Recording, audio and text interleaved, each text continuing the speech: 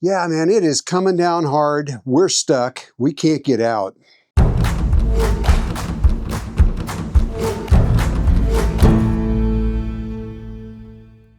Well, the fact of the matter is, we are stuck and we can't get out. It's wintertime in Montana. The roads are icy. Even if we wanted to go camp in the snow, which we don't want to do, we're desert people. But we couldn't even get out because the roads are so dangerous. But there are things that I need to do on this trailer that you need to do on your RV, no matter what it is, to make sure that you're ready to go when the time comes to get out of town. So let me show you what I got going on right now.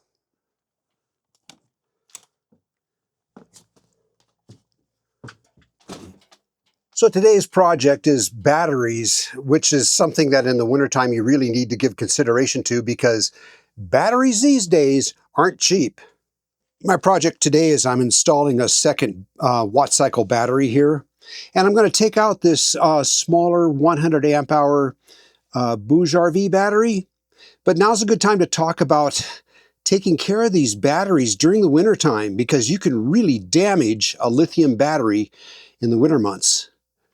The way that happens is if you charge them when they're below freezing, it'll cause the cells inside to swell up and destroy the battery. So you never want to charge a lithium or a LiFePO4 battery when the temperature drops below 32 degrees. And I'm talking about when the core temperature of the battery drops below 32 degrees. Don't try to charge it, you'll destroy it. One thing you can do is get self-heating batteries.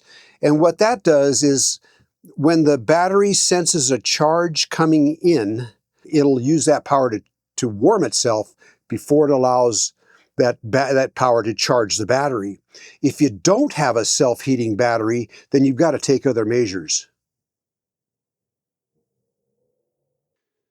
What I've done here is I've put a 100 watt bulb on this battery area down here, and checking the app for this Wattcycle battery, I see that the internal temperature is just over 40 degrees, which is pretty good considering that last night it went down to near zero. So it did keep it warm. There's two of these Wattcycles in here. I took the other battery out now.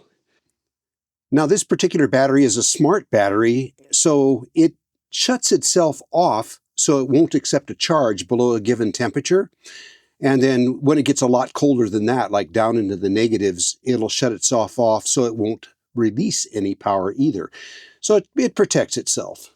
The other thing you can do is turn off your solar so you don't have any power coming into your lithium batteries at all.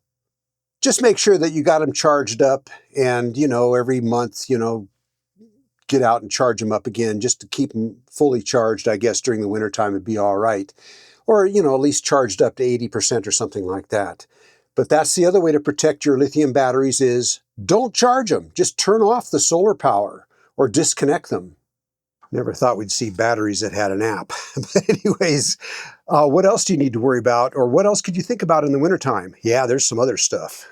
I just got news this morning about another YouTuber whose RV almost burned down because of a loose connection in his controller. There's a lot of amperage coming in from those solar panels. And when one of these connections inside here gets loose, if one of those should get loose, it can do what it did to his. It started arcing. He had a Victron controller. It wasn't the fault of the controller, it was the fault of the connection. So you want to make sure that not only the connections in here, but the connections at your battery and the connection that goes from your battery to your bus bars in your RV, make sure everything is tight, no loose wires, because a loose connection can arc and that can start a fire.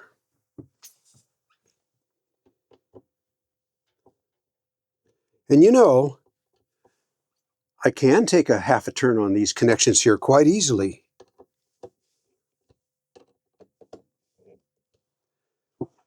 Things loosen up over time.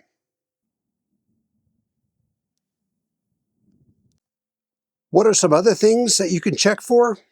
Tires, brakes, alignment. Like look at the tires on your trailer or your your van, whatever it is you have, and see if they're wearing evenly or not. And if they're not, get it aligned. And it pays to have those wheels aligned correctly because you'll save a lot of money on tires in the long run. Now, what about brakes? Well, this time of year, I'm not going to be out there doing a brake job because it's too cold to work with your hands outside in these temperatures. But I could take it down to a shop and have the brakes done, or I could wait till spring. But put that on the list before you start using your RV again, is to make sure your brakes are okay. Get the wheels off and have them checked, or do it yourself. And then another thing, what about you?